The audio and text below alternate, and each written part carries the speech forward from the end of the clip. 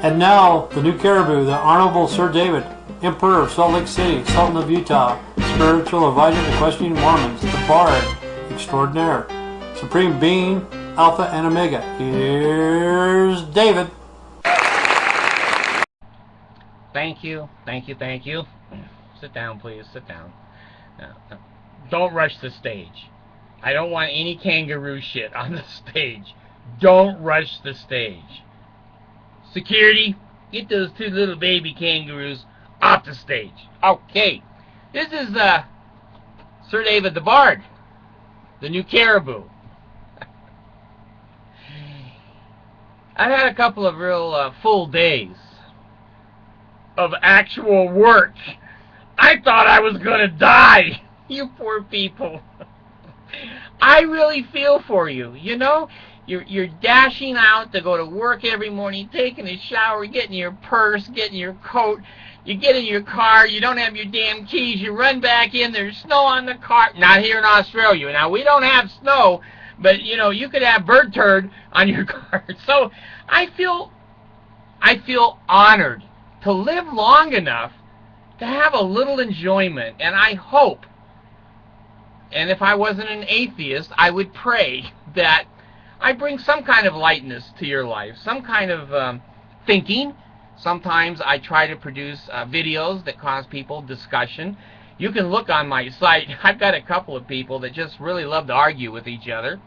Hey, they should get a room.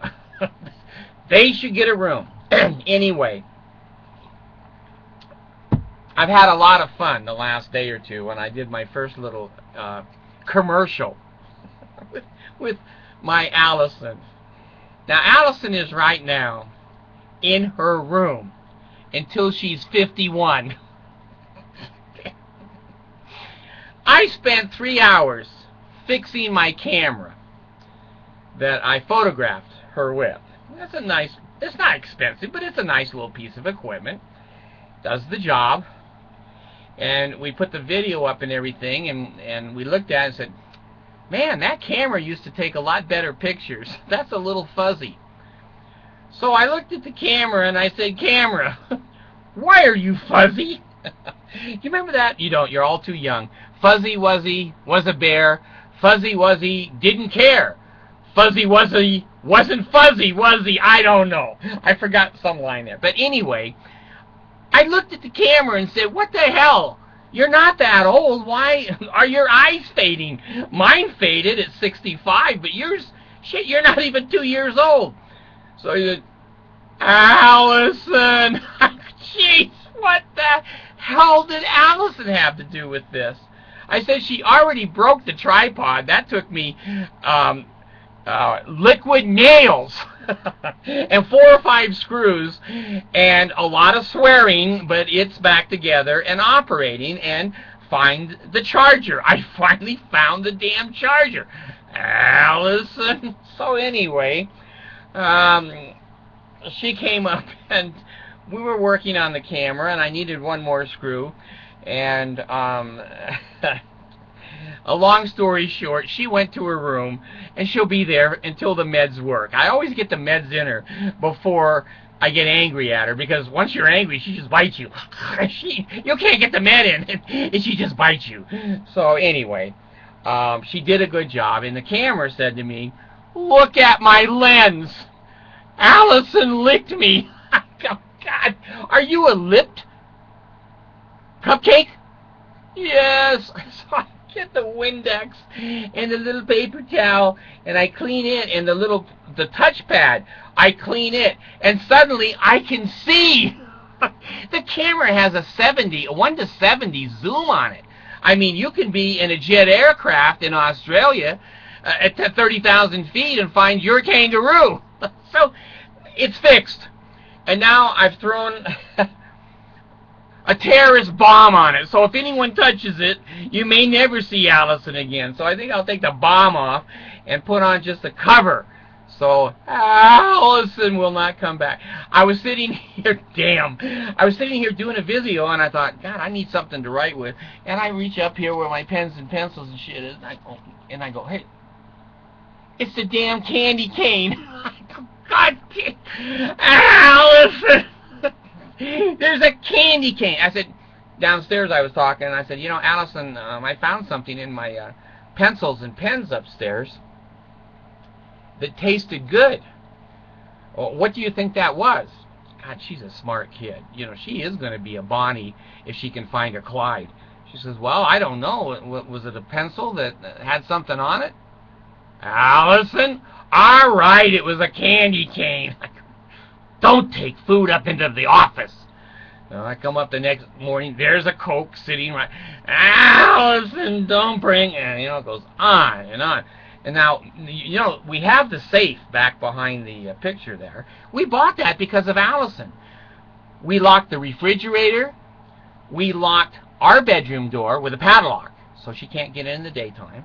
We locked Mom's drawers in the bathroom to protect jewelry and her hair dryer and makeup and whatever. And I changed Allison's lock on her door. Her door doesn't lock anymore. The handle for her door is right here. I can lock people out, but Allison's door now opens both ways. And so Mercy moved a new padlock and a new rasp to another cabinet in our room. Now, we don't use keys in this house to lock. Allison can pick any lock ever made. She is Houdini's daughter. I didn't know that in the Philippines. I knew she was special ed and ADHD, but Houdini too? No. You put handcuffs on her, they're off in 2 seconds. Okay.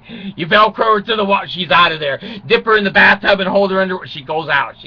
No matter what you do. So she picked the lock, the first lock in the bathroom, and she could just open it at will. It had a key, but damn, the kid knew how to pick the lock. Well, she has a little bit older friend, and the friend, I guess, is a professional lock picker. Well, now she picked the front door lock. We couldn't get in the house. We put our key into the door, and someone had taken something and slammed it in where the key goes and broke it off. Allison. So anyway, I've had a really fun couple of days having Allison make her commercial. She is so excited. You didn't see any of her personality. Now I'll tell you what's funny, and it's cute. It's cute. We worked almost 3-4 hours to get that 30-second or 40-second spot. Now, my wonderful daughter, Abigail, the 14-year-old that will never be 15. She'll never be 15. I keep telling her I'm going to put her up for adoption. She says, so what? I've been adopted before. That's no punishment. It might be someone better than you. I go, so anyway, God, she's got a mouth on her. Oh, anyway, Abigail wrote the dialogue, the script for that commercial, and she was so proud. We sat here in the, I'll show you later, there's a more living room studio upstairs here that we use for that little shot, and Abigail was just sitting there in a chair, which she's never taken any interest in any of the stuff we're doing, and she was just so excited to see the words coming out of Allison's mouth that she wrote. Well, we did about 16 takes because Allison, we had to move the teleprompter thing, which is a piece of paper glued onto a tripod. That's the Mormon teleprompter. I'm dying here. This insulation, I think, is killing me. I'm not sure. Oh God, yeah, I still have kids. Yes. All right, bring me up a Coke. She's trying to repent. Allison, she's coming up with a Coke. And she knows that will soften Daddy's heart. So, I can't remember where the hell I was. We did 16 or 17 takes, and it was just a total screw-up. She had to look 1,800 feet to the, and her eyes were over on that. I had to try to get her eyes on the camera, but I couldn't get, I was using the camera tripod, so then I took the anyway, it was just going to shit all day. And so finally, I was getting a pretty good shot, and we were halfway into it, and the damn doorbell rings. Jeez. So cut the doorbell. So my son Dan comes in, and he says, "How are you doing?" And I said, "Well, we were getting a permanent take there until you rang the doorbell." "Oh shit! I'm sorry. Do you want to tell the man thank you for the money that he sent?" Okay, come here. Quit burping. I can't. Behave. Okay, sit back here. Get over here. Okay, now say these things. This is the name of the token. No, don't say that. Your mom will kill me. She said no religious stuff with you. Okay, just tell the man that sent you the $7, thank you very much. Thank you very much. And you will be sending the money tomorrow to your brother. And I will be sending the money tomorrow to my brother. For food. For food. Thank you for your kindness. Thank you for your kindness. Goodbye. Goodbye. Get out of here. Honey, you're burping in front of 1 million people. Okay, when you're married, I'm going to show this to your husband. Oh, Lord. Where was I? Anyway, she's on the doorknob. I can hear her on the doorknob. She's got her ear up against the door.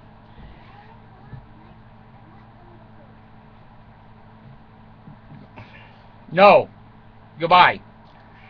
Anyway, I wanted to let you know how much we do appreciate, and it's helped our family. I mean, I've had some wonderful comments on Allison, especially just in the last day or two, that people think she's cute. I have your addresses, and she may be in a Philippine box on your Christmas doorstep. So keep an eye out for her. She's made me 3 years older just in the last 2 days. But you know, someone wrote something that really affected my life on a comment. They said, David. And I told them, I said, it's Mr. Bard to all of you, but you can call me David. I think it was she said, I just ran down to the mail post office and I filled out a money order because I don't trust credit cards over the internet. Can I send this to you in Allison's name? I said, yeah, sure. So I gave her the address. I don't think she's a Danite. She probably is. I don't care. I'm willing to risk my life to feed hungry children. I don't give a rat's ass. Monson isn't. He runs around and spends the kids' money on a damn armored car. If someone wants to kill me because I'm feeding hungry children, they've got more of a problem than just killing me. They've got a real problem. I'm mentally ill, but they're sick. Anyway, the lady said to me a day or so later, she said, you know, David, I can't tell you how much better my life feels. My depression seems to be lifting. Now, I'm going to tell you something because I'm mentally ill. I have bipolar disorder. And I have diabetes. I shoot 100 units of insulin a day, twice a day, 200 units a day. I'm fat. I've had quad bypass surgery. All 4 arteries have been replaced. And I was feeling pretty down about life. I go, hell, you know. And I went to Evanston, Wyoming, to commit suicide. Overdosed on my insulin because I felt life was not worth living. And the police picked me up, dragged me to a hospital, unconscious, in an ambulance. And I was in there for 2 days while they were saving my life. I felt a little depressed. You know what I'm saying, folks? A little depressed. When I came home and I decided to start living my life helping others and doing what's right and doing good things for good people, that damn depression just lifted. I have felt great ever since. I haven't felt any suicide feelings. And mentally, I'm happy. wise, happy, and my show's taken right off. You people have been wonderful to me.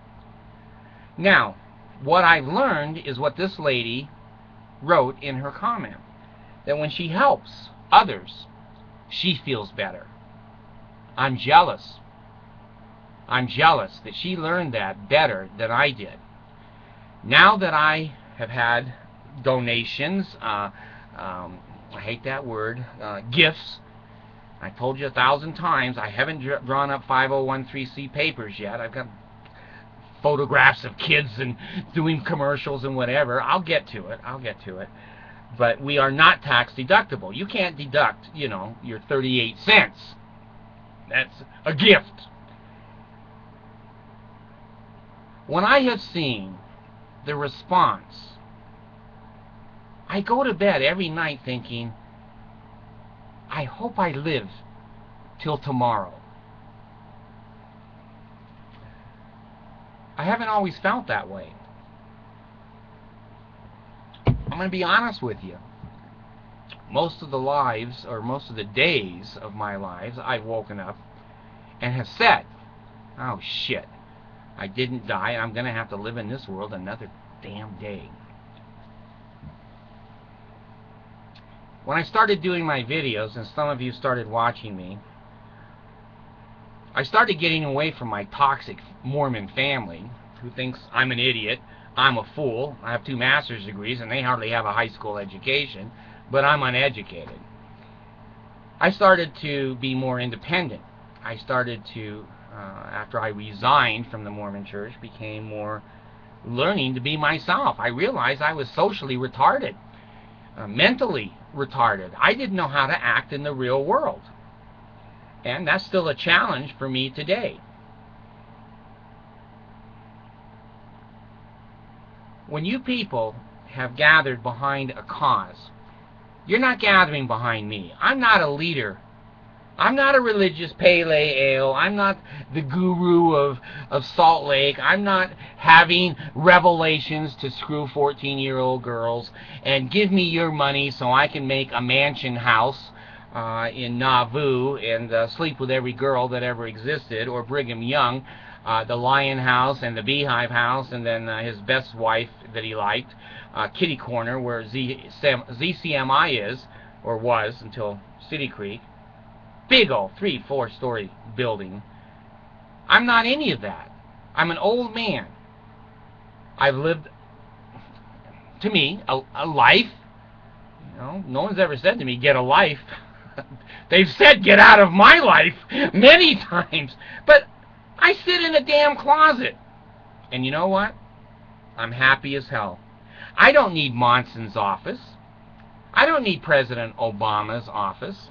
I was thinking yesterday when I was filming the commercial, we were using the larger part out here, and you could see a little fireplace, and it's kind of cute. But, well, what if my show really gets big? I'll have to build a bigger studio. Then I sat back and said, no, I won't, because that will change me. That will make me think I'm more important. If someone wants an interview with me, I can take them out there on the couch and sit there and do an interview. I don't need. I'd like to get some wallboard and get this insulation. The fan picks up the insulation and it blows it in my face all the time, and I'm coughing. That's why the baby goes and gets me Coke all the time. I'm happy. I don't need more. And when you send a 5 or 10, 20, and today we broke the record. Someone sent $50. I went to dinner on that. No, I didn't. No, I didn't. It's in the fund, and I'm going to show you where it went. And it's a man. A man sent $50. I've had so many women sending other. So I've got 2 men and about 7 women who have donated, and that's exciting. And I told you, tomorrow, as today's Sunday, tomorrow I'll be going to the bank and picking up the first $100 that you sent in, and I'm going to transfer it within 5 minutes to the Philippines to my roadman. He's ready to get it. I've given him a list of where that money or where that rice goes. He's buying nothing this time but rice. Let's get the hunger first. Let's start on the most important things first. There's no reason to buy a beautiful little dress or a beautiful little shirt for a boy and they're dead 2 days later of starvation. The Bard don't play that. So let's feed them first. Now, did I buy the most expensive rice? No. I'm sorry. I bought the least expensive rice, the most I could get. These kids are so hungry and so deprived that anything. Now, will we raise the rice quality up? You tell me. You want your money a little bit spent better for rice? Better rice. There's 3 grades. I got the lowest grades. Now, tomorrow, we've got 200 pounds of rice to deliver tomorrow. And I told you half of it is going to the orphanage with a receipt, and I'm going to put that right up on the screen so you can see your receipt and your money and where that food went. And I've told you, and I'm not ashamed, I'm only going to send it to honest men. I don't care what their religion is. I don't care if it's a Catholic father. I don't care if it's a Muslim. I don't care if it's a Mormon. The Mormon bishop there, I know personally, and he knows me. He married me. He lives unbelievable in a shack with 3 or 4 kids. And no road, only dirt, mud, blood, and the beer. I gave a portion of that to him. Now, some of it is for his family. He's got 4 hungry kids there, and himself. Half the time he can't find a job or be employed in the Philippines. I want his family to have a little bit more than they have right now.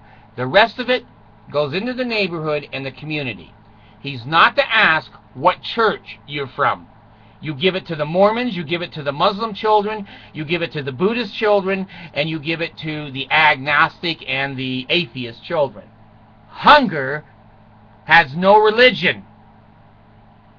And my people that are so kind to even send $1 in want that money to go into the stomach of a hungry little person that cannot do anything about their own hunger. I promised them that's where it's going, and that's where it's going. I've been debating, I've been counseling. You know, the Mormons love that word, counseling. I wanted to give credit to those who have donated. However, some of them have said, don't use my telephone number. Some of them have said, don't put my address out anywhere.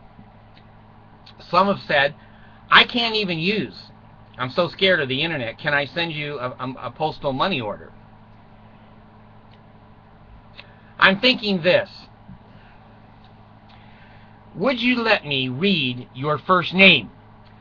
Now, I'm not going to put the date with your first name because your husband or your wife or your boss could hook your name to that date and then be pissed that you helped feed the Filipino children.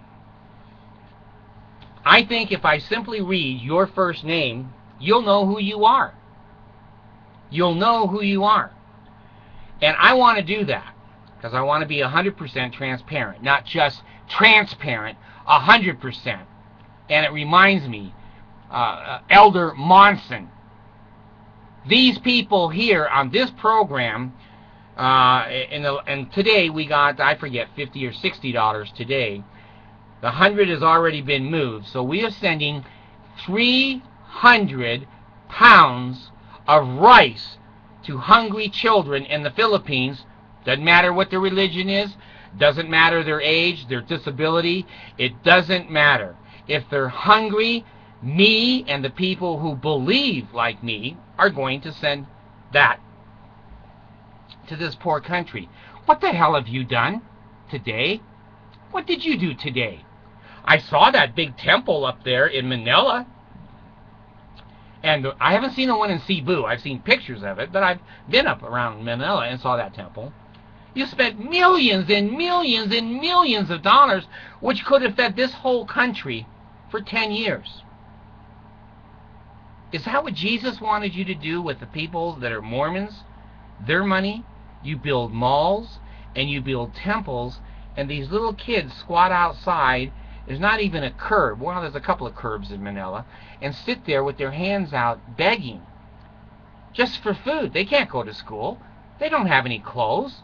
And if they don't get 6 or 7 pesos in a day, 14 cents, they're not going to live. Brother Monson, I'm old, and you're old. If I was doing with people's money what you're doing, I wouldn't want to die.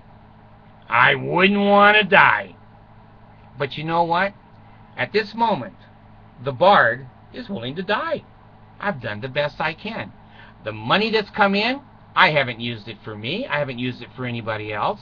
It's transferred exactly 100% to the Philippines. And it's going to go 100% into the cheaper rice, because we can get more of it to feed more people and more children. That's what I find makes my life worthwhile. My videos started because I got rid of a lot of the anger and a lot of the resentment and a lot of the Mormon doctrine and philosophies that were inside of me. The Mormon Church put them there ever since I was 7 or 8 years old. Now I'm free from the Mormon Church. And I say to myself, well, what the hell are you going to do with your freedom? You people allowed me to get sanity from the Mormon Church by just clicking and saying, hey, I'm not listening to the guy, but when he sees the clicks, hell, he feels real good about it. I feel good now, mentally and emotionally. And now I said, well, gee, if all these people are looking at me, and some of them might be willing to give 5 or 10, or I got one at $40, one at $50. Some of these people, I got a lot of them at $5, $10. That's wonderful. That's wonderful. And now the people are going to see where their money went.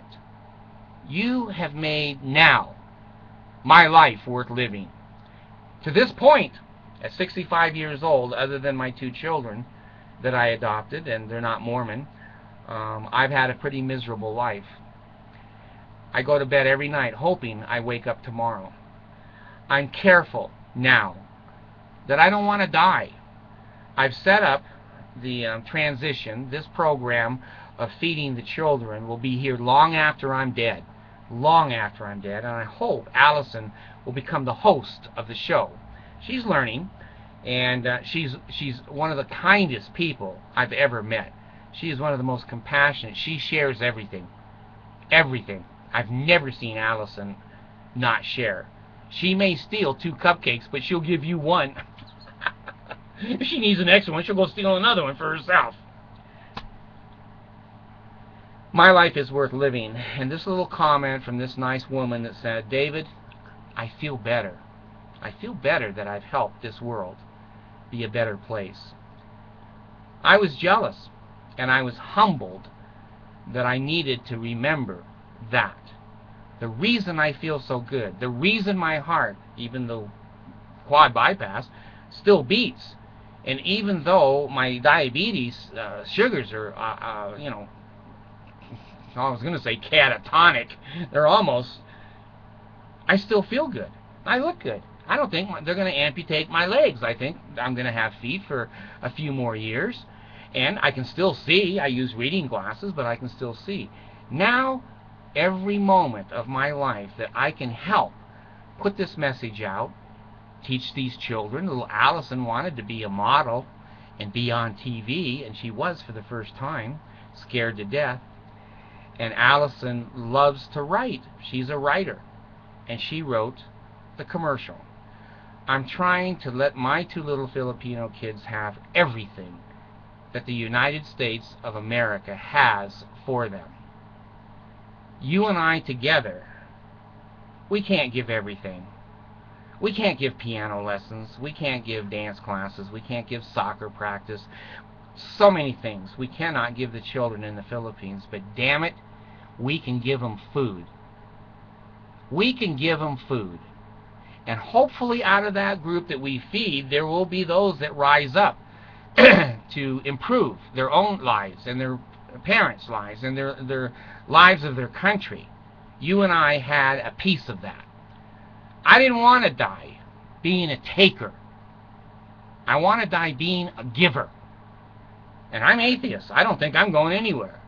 But each moment that goes by to me now is precious, because I see these little kids smiling as we put your rice into their mouths this Wednesday, and then Thursday, Friday, Saturday, Sunday, and hopefully we'll get another $100 in.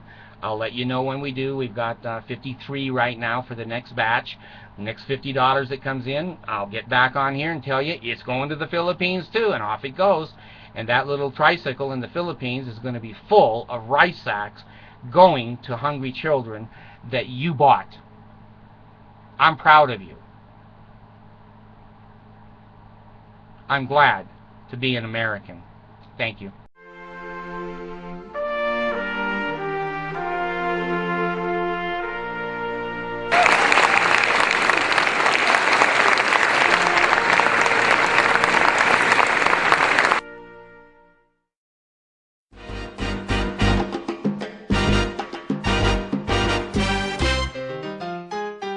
And now, the new caribou, the Honorable Sir David, Emperor of Salt Lake City, Sultan of Utah, Spiritual Advisor to Questioning Mormons, the Bard Extraordinaire, Supreme Being, Alpha and Omega. Here's David. Hello, I'm Allison, the adopted daughter of Sir David the Bard. My father isn't telling me what to say. I cannot lie. I was born in the Philippines, and I've been there till I was 6 years old. I have experienced some tragedies which was pretty deadly. Please donate to the hungry and suffering people. If I was still there, I'd be dead now, because I had typhoid fever. I still have 12 years old brother in there who needs more clothing and food. He would never get this in his lifetime. Please donate on the New Caribou site. Thank you. Good night. God bless America.